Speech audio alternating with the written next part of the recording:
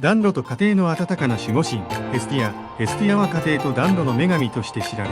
家庭の安寧と調和を保護します。彼女は静かで控えめながらも、神々と人間のコミュニティの中心的存在としての役割を果たします。ヘスティアは家庭の心臓部、暖炉の火を守り、その永遠に燃え続ける火は、歓迎と安らぎのシンボルとされています。彼女は祭壇の火を守る責任も担っており、家庭や神殿での祭りの重要な側面を形成します。ヘスティアの物語は、家庭とコミュニティの調和と結束、そして温かさの重要性を称えるものとして描かれています。